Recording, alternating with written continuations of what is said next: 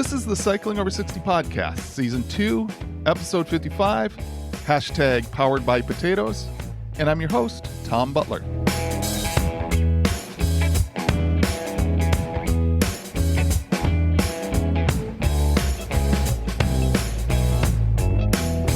Thank you for joining me for another episode where I talk to people who I believe will help me stay on track as I try to make some major improvements to my health. Before I get into this week's conversation, here's a brief update of my progress. If you're new to the podcast, I'm challenging myself this season to ride across the state of Washington. I'm less than a month away from heading out on this journey now. As I've been talking about the last few weeks, the route across Washington is being threatened by wildfires. The weather cooperated this week, and it got cooler and there was some rain, so that's encouraging. However, the rain caused a mudslide that blocked the road that I want to ride in a few weeks. The road is State Route 20 across the northern part of the state. And even worse, lightning from the rainstorm ignited another fire. So now I'm watching the Ruby fire along with the Easy fire. But I am still hopeful. They reported that the mudslide required they bring in heavy equipment to clean it up. So that indicates it was a pretty good size mudslide. That's not the best news, but at least they're working on it. And of course, an additional fire doesn't lessen my concern about air quality. If both those fires are still burning, it means a lot more smoke in that area and then also smoke drifting to the east along my route. I do like what the weather is looking like, however.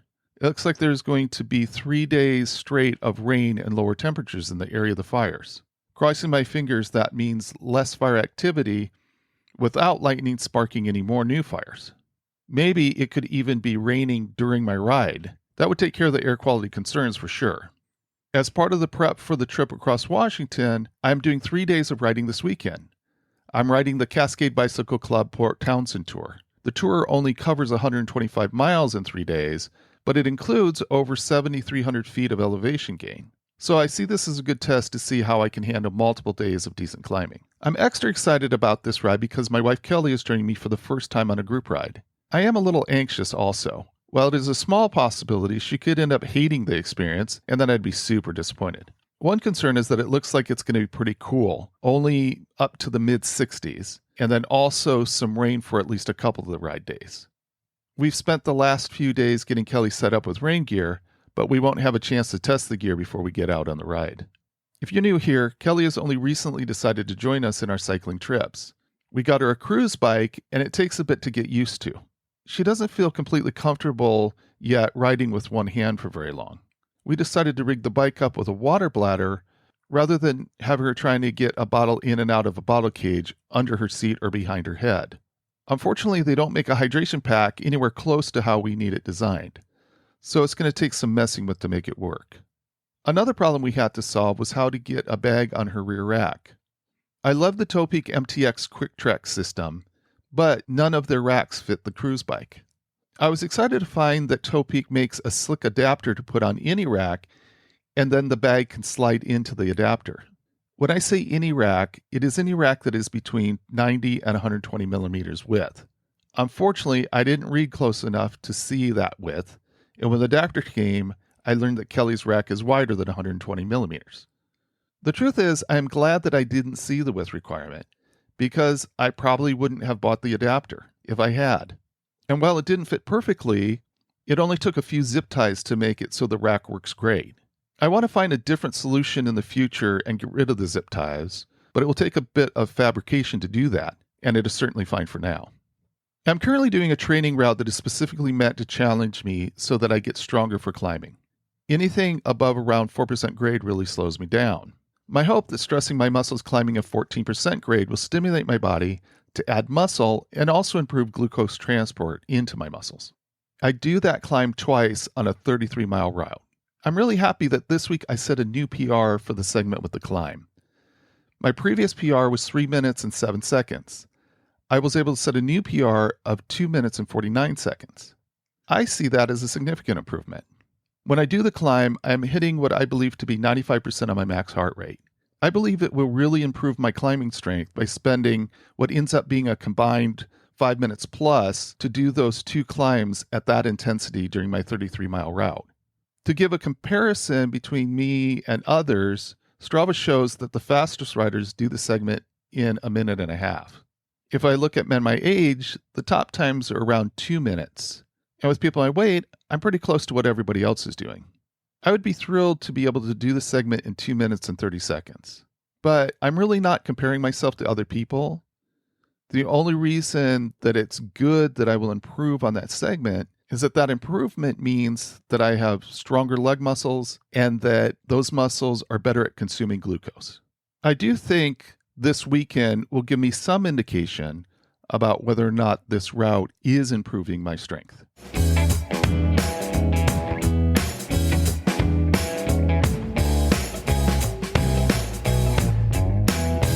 I have always been a curious person. I think that helps me come up with questions for guests for the podcast. But if you listen to the podcast often, you might notice that I get tempted to veer off topic from time to time. This week might seem a bit off topic at first, as I interview the director of the Washington Potato Commission, Chris Voigt. Hopefully, by the end, you will see why a podcast focused on staying healthy is asking a bunch of questions about agriculture. Here we go. I am joined today by Washington Potato Commission Executive Director Chris Voigt. Thank you, Chris, for making the time to talk potatoes with me. Hey, Tom, that's my favorite thing to do is talk potatoes. So I'm glad to be on the program. Thanks for having me. Awesome. Now, some listeners might be double checking their phones to see if they somehow switch podcasts. But in a minute here, I will explain why I'm having someone from the Washington Potato Commission join me. I know it seems a little off topic. Chris, let me start off by having you talk about your role at the commission and what the commission hopes to accomplish. Yeah, I kind of look at it as a three-legged stool that we do at the commission. So the commission is technically kind of a state agency, but we get no money from the state. All we get is mandatory taxing authority for all the potato growers in the state. So all the potato growers kick in 4 cents for every 100 pounds of potatoes that they grow. We combine that all together. It gives us roughly about a $3.8 million budget. And we focus on three things. Probably the biggest and most important thing is research. How do we grow more food using less resources, more nutritious food? So we spend a lot on potato research. Second is kind of government affairs. We're sort of the voice of the potato industry in Olympia and also Washington, D.C. We dabble in everything from transportation issues to export, trade, nutrition, farm bill, research, all sorts of items within the public policy realm. And then kind of the third thing that we do is education or promotions. About 90% of what we grow is more of an ingredient that's going to show up, in McDonald's French fries or Scout potatoes or potato chips. So we don't focus a lot on branding, but we do talk a lot about just agriculture in general, what it takes to produce food. And so we actually even have our own TV show that we help produce. It's called Washington Grown. It's not just about potatoes. It's about all the fine crops grown in Washington, but that's the three things we do. So research, government affairs, and then also education. I'm sorry to say that this is the first time I've heard that there's a TV show called Washington Grown. Is that released on YouTube, or how does that get out there? Yeah, well, you can catch it everywhere, actually. I think Cairo in the Seattle area. We've got it on out of the Tacoma PBS station, which covers the entire west side, also Spokane. It's kind of an interesting program because we're both on commercial as well as public television. And you can catch it on YouTube. We have our own YouTube channel. And then wagrown.com is our website. So wagrown.com, and you can catch every episode there, as well as Google Washington Grown or do a search at Washington Grown on YouTube, and you can catch every episode there also. We call it a farming show disguised as a food show, but it talks about all the wonderful, great food products that are grown here in Washington and some of the fabulous chefs in Washington State that utilize it. And we just won our 4th Emmy Award, and so we're pretty happy about that. That's awesome. Very early on, when I launched the podcast, I wanted to talk to someone from the Potato Commission. So here's the connection. After I started cycling, I was trying to get fit. I decided that it would be very motivational to do Cascade Bicycle Club Seattle to Portland ride. And one of the sponsors I saw on the website was Washington Potatoes. So first of all, thank you for sponsoring STP. Oh, it's one of our favorite events, especially for me, both personally. I love that event. My staff loves that event. They love going there and representing potatoes. It's just a great group of people. It's a wonderfully put together event. I mean, it's just so well organized. And so we've been happy to be one of the sponsors of that event. Now, have you ridden it? I have. I Okay. have. I wanted, I didn't get a chance. I've done it a few times in the past since we've been sponsoring it. But I had a pretty serious skiing accident this past winter and broke my back and some ribs. And so I've been kind of, I wasn't able to do it this year, but I hope to be back next year. Fantastic. Well, we will look for you. My next year, I'm hoping that my wife will join us, and that will be the first time, and she'll be doing it after 60, which was kind of cycling over 60 was my attempt to cycle STP after 60. That's kind of the what launched it. Well, Tom, we'll have to put you on Team Potato, and we'll get some jerseys for you and your wife that you guys can wear some nice potato jerseys. I love that. I will definitely sport a team potato jersey. Tell me about the STP sponsorship. Why is this event something you'd want to be associated with?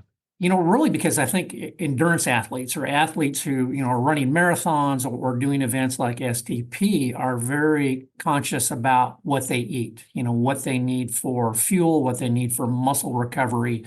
And we know just through focus group work that, athletes really love potatoes. They're especially during the events, and that's something about STP. You got to keep fueled up during the event, and so potatoes. Some of the small baby potatoes or potato wedges are actually a great way to fuel during the event. It's easy on the stomach. It's not like some of the some folks use energy gels, but they can be a little rough on the stomach. So potatoes are a great natural fuel for an event like STP or marathons, and really, the reason why we want to focus on athletes, Tom, is because I think that there's really kind of a misconception in the general public about the nutritional benefits of potatoes. A lot of people focus on, well, potatoes just kind of empty starch calories. There's really not much to it.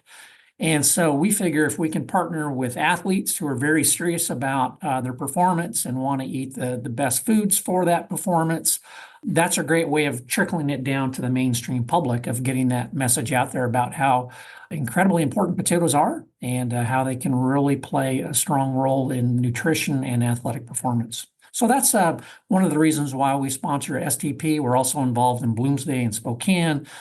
We've done the Rock and Roll Marathon also in Seattle and various other smaller events around the state. But just want athletes to talk about potatoes with the general public because I think that they understand firsthand, the benefits of that fuel. One of the really valuable things that you bring as a partner is free potatoes at the halfway part, at the end of day one on the campus of Centralia College. I'm just curious. I don't know if you've ever been in that booth or if you've ever heard from people that are in that French fry booth. I wonder what that experience would be like.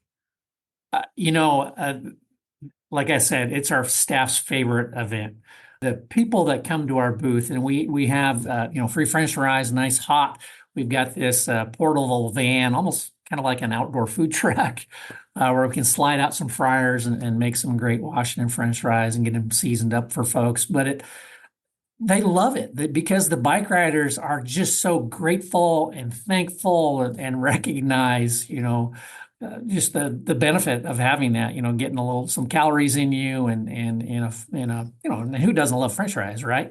But yeah, I think of all the events that my staff go to, they say that that's their favorite. Just the people are just so genuine and just love us being there, and so it's nice. And I remember I wasn't able to do it this year, but the previous year I flew. I went as fast as I could that first day so that I could get. I went with a group. There were about 12 of us riding together on our sort of team potato.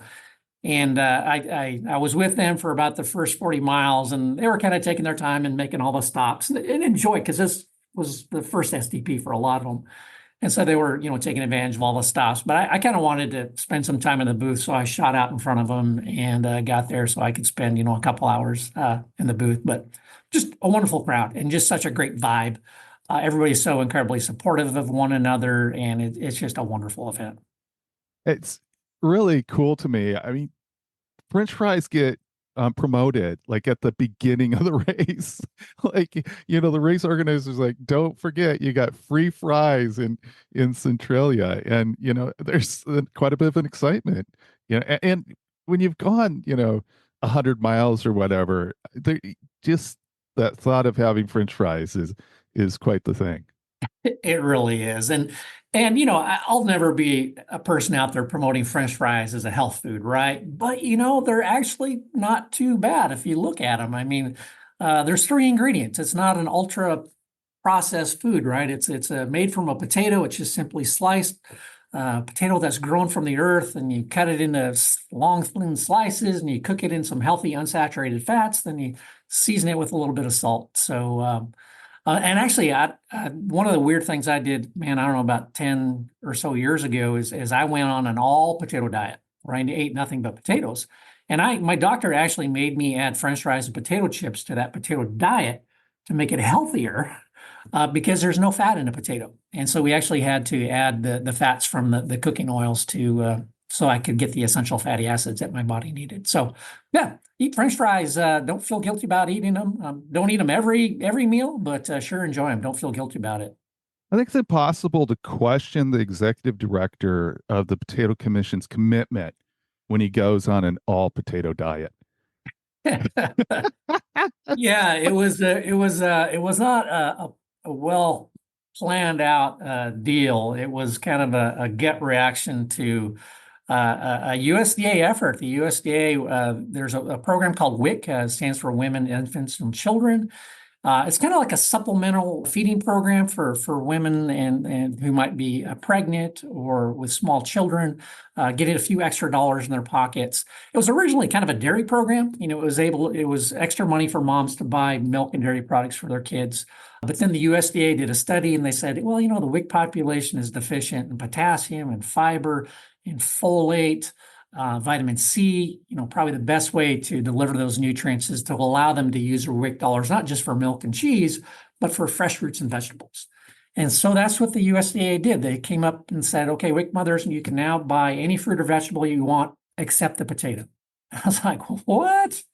Have they not even read the nutrition label on a potato? It has all those things. It's got more potassium than a banana, a lot of folate, fiber, vitamin, half your vitamin C allowance almost in a potato. So yeah, it was kind of a personal protest. I said, hey, USDA, if you think potatoes are so bad for you, let me prove you wrong by eating nothing but potatoes.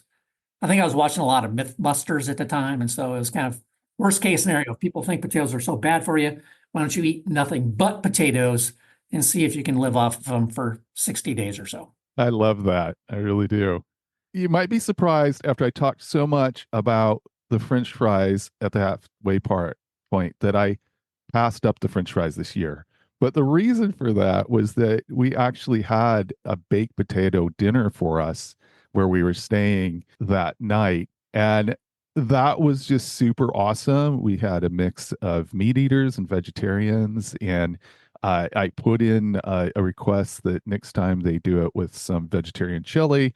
But even at that, it's just a great meal to have at the end of the day through some good fat on there. And then the other potato experience is in Vader, Washington, which is the second day, and they have Vader taters. And man, I tell you, there's just something about that, stopping in a big chunk of a potato with some seasoning sauce on it, and it's such a treat. I'm wondering about at the commission, you talked about the potato as nutrition, but the potato is such a comfort food. Yeah, it really is. I mean, I Voigt is a very German name, and so I grew up eating potatoes twice a day. Essentially, Mom would, we'd always have sort of boiled potatoes that we would mash on our own and do with whatever.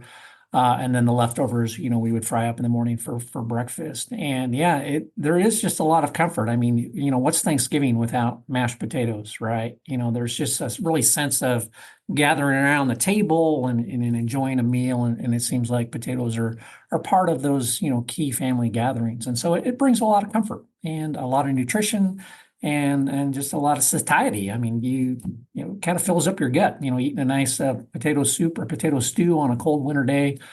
It is truly one of those great comfort foods. We even use the saying meat and potato issue to mean a primary issue. Do you know much about how potatoes became such a big part of the diet in the US? That's a great question. I think a lot of it has to do with the European ancestry of a lot of us. Potatoes originated in South America, Peru. The Spaniards came over and brought it over to Europe. It didn't really take off immediately. People weren't really aware of potatoes as a brand new food. There was never any mention of the potato in the Bible. And so what is this strange thing that they're eating? But then it caught on. And I think Ireland is a really great example where like the population of Ireland was roughly about a million people, I think. And they had always struggled with food security. They got invaded, I don't know how many times. And the easiest or best way to invade a country was to sabotage their crop, burn their grain crops, for example. Well, the potato provided stability for Ireland. It grew underground, so it was protected from invaders and fire, provided so much more nutrition, more vitamins and minerals than a grain could. And so all of a sudden the population went from 1 million to 20 million after the introduction of the potato. And so it really, all of a sudden then became sort of the fabric of a lot of European diets because it did provide nutrition and a great source of consistent food supply year in and year out. And so I think that's likely where it came from. Then, of course, as we colonized America or North America, we brought the potato with us. But yeah, and I think that's really kind of the sort of the origins of it. But then it's just become a fabric of our society because, again, it because we've been eating them for so long, it just feels like it's who we are. It's comfortable. Well, I, am part of the Washington Potato Commission family, I think, because I was out this spring on my hands and knees putting chunks of potatoes in the ground, and actually just, I don't know, a week or so ago, I fried up some of the first potatoes we got in the pan. So, I'm a potato farming operation here of one row. All right. Well, I'll make sure you pay your 4 cents for this for every 100 pounds you grow. Yeah. Now, is it you grow or you sell? Because I Oh, don't sell. think. It is Okay. sell. Yeah. It is Okay. sell. But Yeah. I think I'm probably clear of that. So, What kind of variety did you grow? oh boy, I grew the variety that my mother-in-law gave me to put in the ground. Was it like a russet or a Yeah. yellow or Yeah. a red? Okay. It was like a recipe. Gotcha. Yeah. But talking about farming, where does Washington State stand as a potato producing state? Well, in my mind, in heart, we're number one, Okay. right? We produce roughly about 10 billion pounds of potatoes every year here in Washington State. So, I mean, that's a lot. That's more than a pound for every man, woman, and child on this planet, right? But here in the U.S., technically, if you add up the total production, we're number two behind Idaho.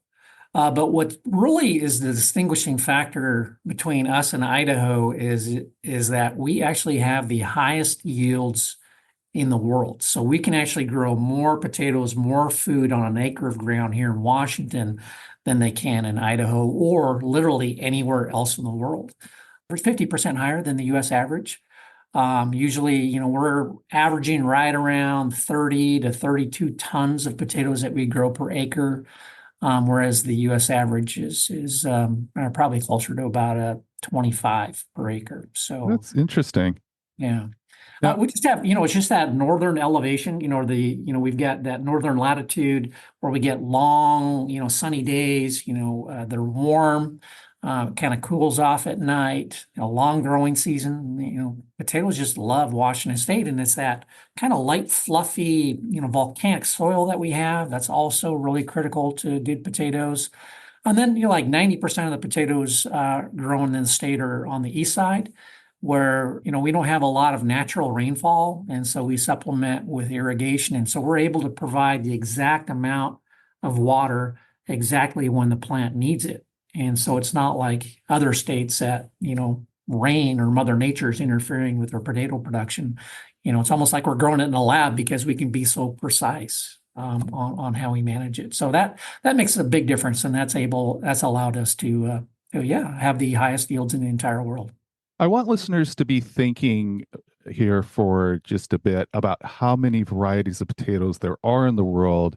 I'm going to ask you a question unrelated to that first, but I'd like people to think about if how many varieties of potatoes do you think there are? Do you have any information on how potatoes actually got to Washington? Oh yeah, yeah. It's tribal, it's Native American tribal folklore, essentially. The first potato that arrived in Washington State was the Ozette potato. And it was actually carried by the Spaniards. I think in 1792, they created a little fort, Nia Bay, I believe is where they set it up. And they were growing these Ozette potatoes in the big garden that they had for the folks that were stationed there at that fort. And the local tribe, the Makah, I believe they went up and bartered and traded for the potatoes, and eventually the Spaniards left. I don't know if I guess they didn't like the amount of rain that was falling, and so they abandoned the fort. And then the Native Americans took over those potatoes. They had tried them earlier as they were bartering and trading with their visitors. And they took over that garden, and then they had cultivated those and grown those on their own since, for hundreds of years. And so that was actually really the first potato that was grown in Washington State was 1792. And the Ozette is still around. We've actually had a potato, someone who grows seed and took that on that variety, and they've been able to keep it going for a lot of years now. So it's a really kind of cool story. It is very interesting. Okay, so listeners, how many potato varieties would you guess there are? So, Chris, how would you answer that question? I'm not sure there's actually a precise answer Okay. because I think sort of the consensus that a lot of folks will say, well, there's 4,000 different varieties of potatoes that are grown in the world that are cultivated and grown. And that's probably accurate. I don't know if anybody's actually done an exact count. There's a potato genetic repository essentially in Sturgeon Bay, Wisconsin, where they have seeds, like true little seeds of potatoes, I think for about 5,000 varieties. And just us alone in our breeding program, we partner with Oregon State and Washington State and the University of Idaho on a tri-state breeding program. We're producing every year about 150,000 genetically different plants every year that we grow them in the greenhouse in a pot. And this is just through traditional breeding, cross-pollinating, get about 150,000 seeds that we plant. And then we plant them in a pot, and each pot, it grows like these three kind of small tubers, and then we plant those out in the field. And we see, okay, does it look like a potato? How does it, how many are under that plant? Does it look like, it's something that we might want to take another look at? And so of the 150,000 plants, we might narrow it down to 1,000 that first year, and then we'll save those tubers and plant them again the following year and take another look at them. And then we'll narrow that down to maybe 400, and then we'll gather up those tubers from those 400 plants and plant them again and take a look at them, and might narrow it down to 70. So that kind of goes on, and for about 15 years. It usually takes us about 15 years to develop a new variety, but so it's hard to say. So national or globally, we cultivate roughly about 4,000, but we're literally looking at hundreds of thousands of plants every year globally to what the next great potato is. That is just so interesting. Again, it's one of those things that I think we just have lost a connection. A lot of us have just lost a connection to agriculture. And so, you don't think about that process as you're in the grocery store grabbing your potatoes. Yeah, it is really fascinating, just the amount of work that goes into it, because like, for example, a new variety that just came out, the Clearwater Russet. So the Russet Burbank potato was sort of the mainstay of russet potatoes in Washington State. And it was truly an heirloom potato, one of those brown potatoes in the grocery store. And it was, I think it was created in like 1860 or something like that. And if you cross for your Washington listeners or Seattle listeners, Mercer Island, there's was it Luther Burbank Botanical Garden or something like that on Mercer Island. And that's the guy who invented this potato that we had used for, over 150 years, essentially. But some of the new variety, but it's a fickle potato to grow. but it's delicious. And we've been trying to replicate, can we find something just as delicious, but easier to grow?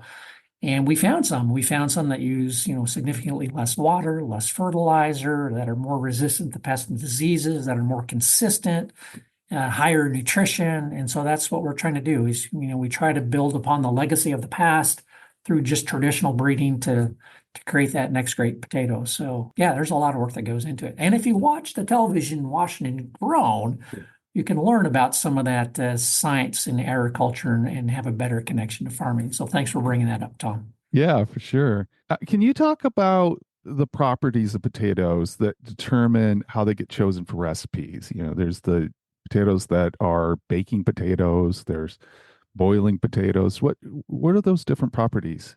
Yeah, I mean, the potato is truly versatile. You can use any potato for any recipe, right? But depending on what you want. So, for example, you want a potato that is higher in starch for things like frying or baking. So, if you like a fluffy baked potato, you try to find a potato that's higher in starch content, and generally that's going to be one of the russet potatoes. So you'll have a lighter, fluffier baked potato. But if you want something a little moister, denser, for example, particularly for soups and stews, and use a red or a yellow potato, for example. They tend to hold up their shape better if they're boiled or steamed. Whereas some of these higher starch content russet potatoes, if you put them in a stew, they kind of disintegrate a little bit. And so really for soups and stews, you use a potato with a higher moisture content. And if you want something drier and fluffier, like a crisp, fluffy French fry that you can break open, or a fluffy baked potato, you use a higher starch content. And so generally the reds and yellows, a lower starch content, and the russets are generally a higher starch content. There's a hashtag out there powered by potatoes, which I think the Olympics going on, I think it's interesting, this powered by potatoes hashtag. And I think the commission has contributed to that content to that hashtag. I'm wondering if you talk about that a little bit and kind of that aspect of athletic fuel that you mentioned earlier. Yeah, yeah, it really relates back to, positioning potatoes as an athletic fuel. So we started using that hashtag. I think it's probably been about 8 or 9 years ago once we started trying to incorporate, potatoes with athletes. And so it's really about just kind of spreading that message on, reminding the public that, potatoes are really valuable for athletic performance. Some of our most elite athletes are eating potatoes, not only before and after the events for muscle recovery, for example, but also during the events. I remember doing focus group work throughout the country, listening to elite athletes. And, we'd have a room of maybe 10 athletes, in the room. And this is where you sit behind the smoky glass and you listen to people talk about, potatoes in this instance. And I think 40% of them were already taking potatoes with them on, endurance rides or endurance runs. They'd have a little baggie full of potato wedges or steamed potatoes or seasoned potatoes and use them as fuel. So it wasn't a hard lift for us to associate potatoes with endurance athletes because already, roughly about 40% of them during our focus group work were already using them on their runs and rides. And then, a lot of them obviously would use them before and after as preconditioning and then recovery afterwards. I think that one of the potato recipes that are overlooked as athletic fuel, in my opinion, is potato salad. I'm a vegetarian, and you cook up potato salad, you throw some eggs in there for protein, maybe some green olives in there, some good fat in there. I mean, to me, it's a pretty serious performance fuel. I'm going to be doing a ride across Washington in September if the wildfires cooperate. It's over 400 miles. And so I'm going to be eating quite a bit of potato salad on that ride. Oh, I think that's a great choice. Actually, that's one of my favorite ways to eat it also. And the thing about potato salad is it's really high in resistant starch. And that's something that I really didn't know a lot about until I did my potato only diet. And the way I learned it, because I was eating 20 potatoes a day, or I had to get 2,200 calories in me, and I wasn't exercising at the time. So intent was just to maintain my weight. But I lost 21 pounds even though I was eating, 2,200 calories of potatoes a day. And I think a lot of that was because of the resistant starch. I would essentially eat, I'd meal prep. So I'd make all my potatoes the night before and then put it in my fridge, and then eat them throughout the next day. And so when you take a potato and you chill it, essentially, you're converting the starches in that potato will convert to what's called resistant starch. And resistant starch is almost like fiber. It literally just goes through you. Your body doesn't necessarily absorb it. And so even though I was eating 2,200 calories and that's kind of what I needed to maintain my weight, I actually was losing weight because I was, I think, consuming so much more resistant starch than I'd ever have. And my body just wasn't absorbing those calories. It was just kind of flushing out. So it's a great way to, I think that, if you're interested in weight control or weight management, chilled potatoes are a great way of feeling that satiety of eating potatoes, but not necessarily having to absorb all those calories. And it's not like you're not going to absorb 50% of the calories. Resistant starch, we're trying to do some research on that, and there is some variability between varieties, but we think that a potato, anywhere between 3 to 10% of the calories can be tied up as resistant starch in a potato, depending on the variety and how long it was chilled and so forth. So yeah, I love potato salad. It's one of my favorite things to eat. It's one thing that I have to look at. I do have blood sugar issues. And so, the aspect of potatoes as resistant starch is important to me. It sounds like at the Potato Commission that you work with dietitians, you work with scientists, and it sounds like this is one of the areas that you guys are exploring. Is that right to say? Yeah, we actually collaborate with really kind of all the states, all the potato producing states, and we fund an organization called it's called APRI. I'm trying to remember what the acronym stands for, but essentially it's to fund research on potatoes. What all sorts of things, whether it's resistant starch, the effect of resistant starch. What about what does it do to the bacteria in your gut? What are the benefits of that? What about satiety? Do you feel full or are you still hungry after eating potatoes? So we've actually invested a lot in potato research from a human health standpoint. And then also, of course, we're also investing in how do we make a potato more nutritious. And so through our breeding programs, we're also looking at that too. So yeah, research is really critical, not only for looking at how the potato interacts with human health, but then also how do we make it even more nutritious? I think for people that are outside, again, just picking up potatoes at the grocery store, it's hard to conceptualize how massive the potato is.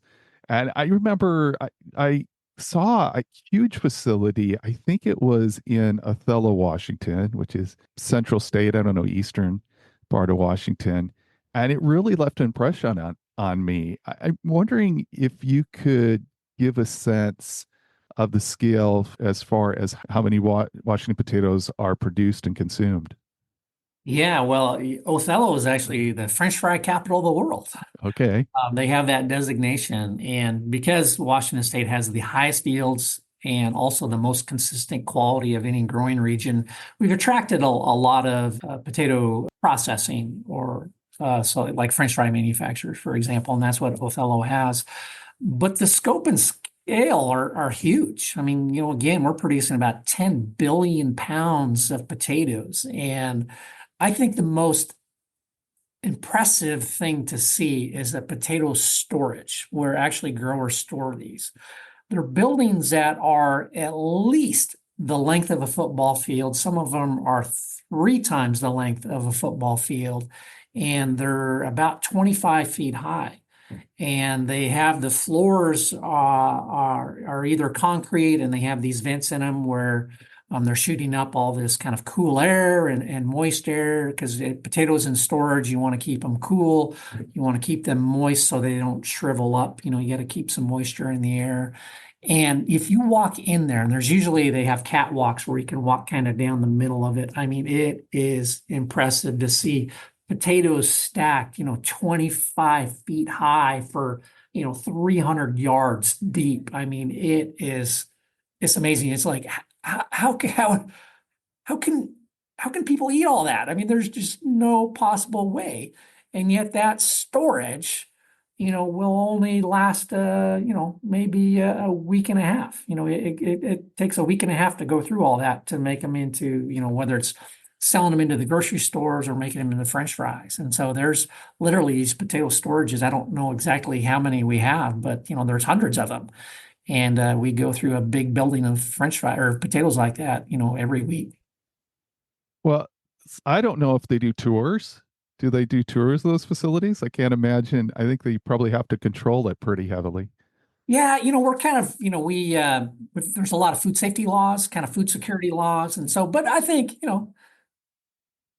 if anybody wants to tour a potato storage, you call Chris Voigt, 509 765-8845, and I will make it happen. So we'll get you out and you can look at one, but they are impressive, particularly come what's really cool is in the fall as they're filling them up. They got this like long conveyor, that empties out of it. Because you got a potato harvester is not like a grain combine where all the grain can be stored in that combine as you go harvest the grain across the field.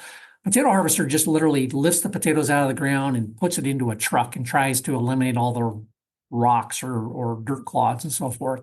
And so you got to have a truck going along your harvester the entire time. And then once that truck's filled up, it drives straight to the storage and it backs up and it drops the potatoes onto a conveyor belt. And then the conveyor belt runs the length of the storage and then lifts them up. It's called a piler, and it goes up another conveyor that takes it up. And there's literally a guy with a joystick, almost like anybody who plays video games. You're going to be a great potato piler operator because it's all on a joystick, and you can move that conveyor around, to the left and right to make sure that you're piling up your potatoes evenly. So that's quite the sight to see. So anybody wants potato harvest, call that number and we'll try to get you hooked up with a grower. Well, I might put together a field trip for that. I remember reluctantly going on a field trip with my daughter to a commercial bakery and being blown away just by the size of the operation, just by the size of like the hot dog bun part of the operation.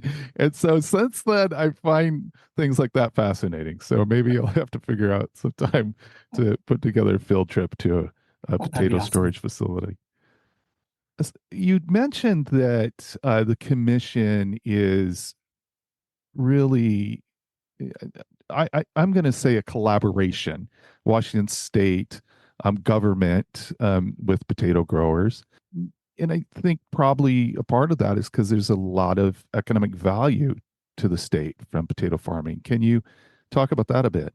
Oh yeah, it is shocking. So, we like to say we have about 250 potato farmers in the state, but that's really kind of counting uncles and brothers and cousins all farming together. So if you boil it down, we've actually only got roughly maybe 80 potato farms in the state. There've been mass consolidation over the last, 20, 30 years, just because the profit margins have been getting smaller and smaller. And so the only way you can afford to, send your kids to college, for example, is if you get bigger. And so we've seen a lot of that.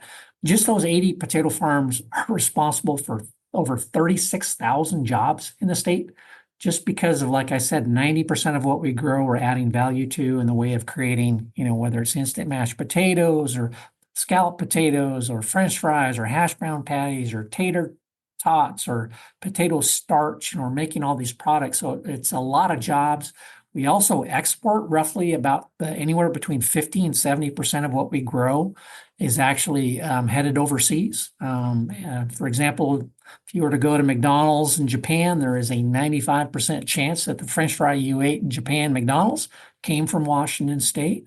And then also just the economic activity generated from those 80 potato farms kicks in roughly about $7.4 billion into the Washington economy. So, even though we're just 80 farms, it's a huge deal. Potatoes are a very big deal. We're not small potatoes in Washington. We're big potatoes. I love it. I love it. Are there any big threats to the potato crop? If so, what role does the commission play in mediating risk? Yeah, I mean, we're at the whims of what Mother Nature throws at us. And so it could be any, insect or disease or pest. Late blight, if you're familiar with history of the Irish potato famine, remember I said, 20 million people were living off of, potatoes were probably like 80% of their diet back then. And there was a disease, literally a fungus that spread throughout all of Ireland. And it's a fungus that just blows in the wind. The spores are picked up by the wind, and wherever those spores land, they'll infect those plants. And it literally wiped out the entire crop in Ireland. And that's what created the famine. And millions of people starved, millions migrated to leave the starvation or lack of food. And the late blight is still alive and present today throughout the world. And so in Washington state, it is always a concern. So we actually have a very good monitoring network set up throughout the Columbia Basin or throughout Washington state, looking for the possibility of late blight. We've got little spore sniffers. We've got little machines that suck in air and see if there's any late blight spores that might be floating around. We also have what we call a decision aid system. It's almost like AI computing. It looks at the weather, it looks at the moisture, and it kind of gives you a risk evaluation of, is it possible that, are the conditions really ripe for the virus to invade and spread? And so growers look at all this data and all this monitoring, and then they can make their decision of, okay, do I need to apply some type of protectant, fungicide on my plant? And that's really what every grower has to do that, whether you're an organic grower or a conventional grower, everybody has to spray for light blight, because if you don't, it literally could wipe out the entire crop in the entire state in literally, probably 2 weeks if the winds were blowing just right. And so everybody has to be very on top of that. And yeah, so we spend a lot on research. We spend a lot on trying to come up with new varieties that are resistant to late blight. We're also looking at, better monitoring and data to help us with that, to really try to limit the amount of fungicides that we have to use.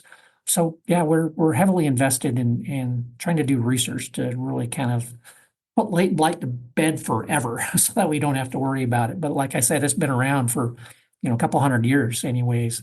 And it's a continual battle. It could be anything else other. It could be other insects, invasions. Japanese beetle is a new one that's showing up in Washington state. We're kind of keeping our eye on that. Fortunately, potatoes aren't its number one crop that it eats. There's other things that it prefers. But yeah, we always have to be very, very on top of things to make sure that we can continue to produce food. If Washington state lost its potato crop, I mean, that is almost a third of all the potatoes grown in the US. That would be detrimental. Let me tell you how it affects your pocketbook, Tom. So I think it was 2 years ago, we just had an overall shortage nationally of potatoes. It was just hot and the yields just weren't there. So it was only about a 10% reduction nationwide in the potato crop. But we saw the price, just that from that 10% reduction in supply, the price at retail went up anywhere between 100 and 300%, depending on the time of the year that you bought those potatoes. And so imagine losing 30% of the crop, not just 10%, what that would do to price. And so, food, we often take for granted our food supply and that it will always be there. And I think COVID was maybe sort of the first glimpse that we have ever gotten of what bare grocery store shelves look like and how scary that is. But there's a lot of scary things out there that can dramatically reduce food supply. And so we're trying to stay on top of that. And don't let me get into climate change, because that's another one we're focusing a lot of our attention on and what the impacts of that could be. Well, I think that is an interesting area. And I'm wondering about environmental stewardship. There are probably different levels of environmental stewardship. Is the commission involved with that, or how is the commission involved with that? Oh, that's all that we do. We're all about sustainability. How our entire focus is how do we produce more food using less resources? How do we use less land, less water, less nutrients? Those are the three big, from an environmental footprint.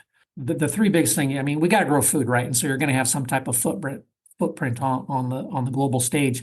But the three biggest things that contribute to that footprint are how much land you have to use, how much water do you have to use, and how much fertilizer you have to use to grow your crop.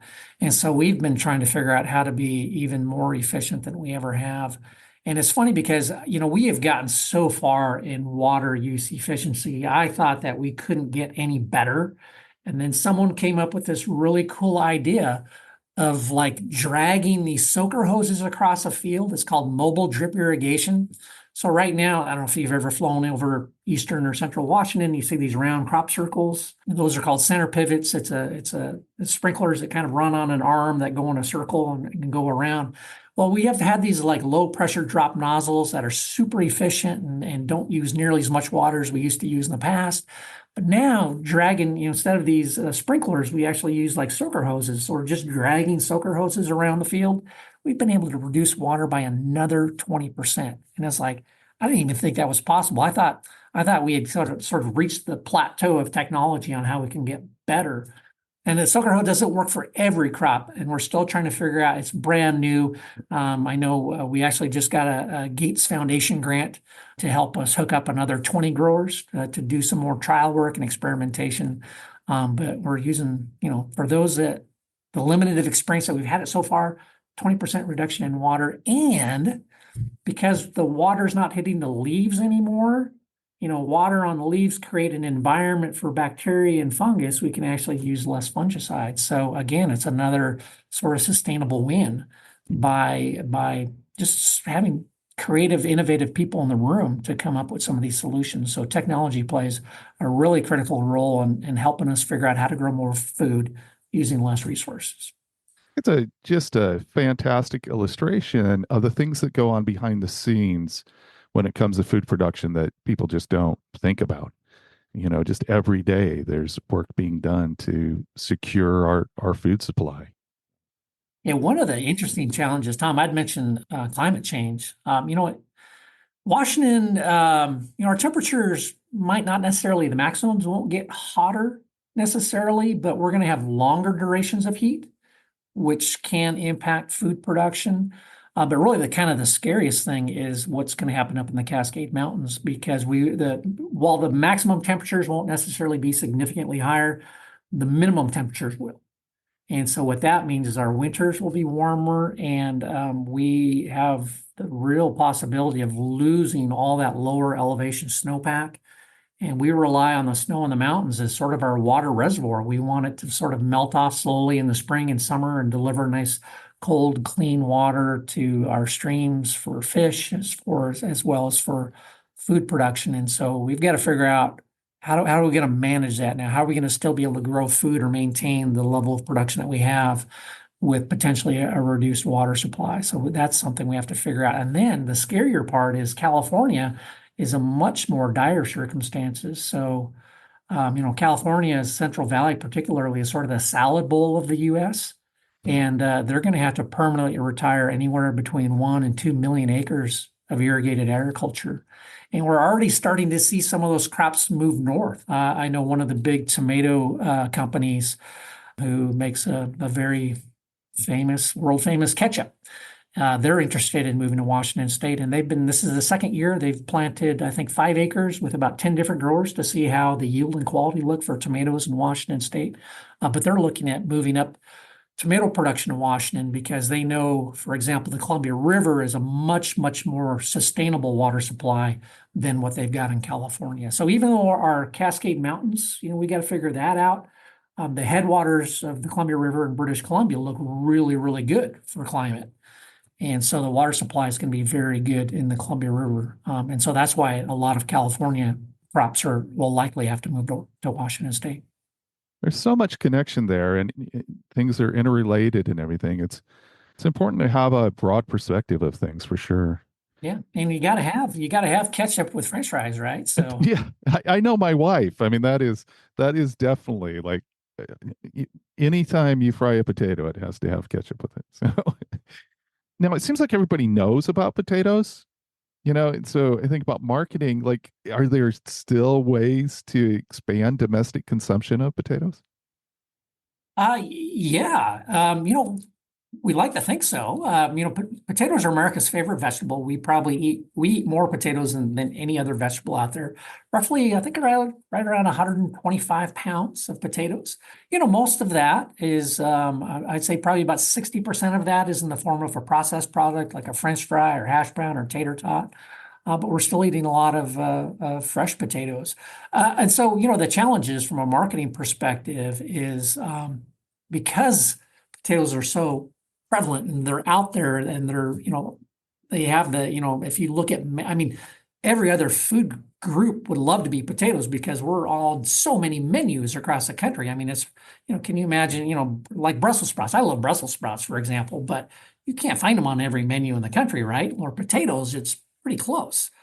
So, but you don't ever want to become just ordinary or basic, right? And so you've got to come up with cool, sexy ways to eat French fries or eat potatoes. And so that's where we try to focus our energies on. And then also, kind of the younger generation, Gen Z is a great example of, a lot of them don't know how to cook. And so, it's an opportunity for us to just teach them the basics. This is how you bake a potato. This is how you fry a potato. This is how you make French fries. This is how you slice them. And, just kind of give them the basics. We generally try to come up with fun, exciting, cool recipes to generate interest or maintaining your interest in potatoes. But then we also recognize that we've got to educate the generations that are up and coming on the value of potato and how to cook them and how to eat them and how to enjoy them. And so it's never ending education on our behalf. How about international markets? Is there more room for expansion there? Yeah, there really is. The international markets are probably growing about 7% a year. China is making huge investments in potato production. They've got to figure out how to grow more food using less resources, and they have identified potatoes as the way to do that. So they're actually planning on, in the next 20 years, really ramping up production, and they're hoping that potatoes will make up in that 20-year growth or the amount of new food that they got to produce in this 20 years. They're planning on about 50% of those calories coming from potatoes. And the reason for that, Tom, is because of just the sustainability of it. So, right, a lot of people will associate rice with Chinese food, right? And there's a lot of rice eaten in China. But rice takes 10 times more water to produce. It also takes 4 times the amount of land to produce than potatoes. And from a fertilizer standpoint, nitrogen particularly, which has the biggest carbon footprint, it takes twice as much nitrogen to grow rice as it does potatoes. And so you get more calories growing potatoes than you do rice, 4 times more calories, plus it's added nutrition, so many more vitamins and minerals. And so that's why China is really ramping up production. So Washington State, because of our access to the deep water ports in Tacoma and Seattle, that's why we export roughly, 50 to 70% of what we grow. Been tremendous amount of growth. And actually most of our international customers have been on rations. We just can't keep up with demand. We are pretty much maxed out on the number of acres that we can grow in Washington just because of water availability. Now, there's still plenty of water in, let's say, the Columbia River, but to be able to deliver it to farms that don't currently have it, it's expensive. We'd have to build, a whole bunch of new irrigation infrastructure that we just don't have money for right now. And so we could grow a lot more potatoes to try to keep up with demand, but the cost of that water infrastructure is just overwhelming for a potato grower at this point. But yeah, domestic growth is actually probably around the 1% a year is what we're currently seeing, but internationally it's about a 7% growth. Well, Chris, I really appreciate you taking the time to do this. We talk quite a bit about nutrition and diet on the podcast here, and I think that an important part of understanding what we put in our bodies is to think about where it comes from and how it's grown. And so I've loved this conversation. I hope everybody has found it as interesting as me. Maybe I'm just a little bit geeky when it comes to this kind of thing, but thanks for taking the time and educating us about potatoes and kind of what goes on behind the scenes. Well, I love it, Tom, and I love that you've done SVP. So hopefully we get a chance to bump into each other next year, or maybe we can ride together with our Team Potato jerseys. But it's been a pleasure. And potatoes, fit great into a vegetarian diet or a carnivore diet, or omnivore, I guess. There's just a lot of ways to use it, and so it's been fun chatting with you, Tom. And thanks for having me. Yeah, for sure. Take care now. All right, we'll see you.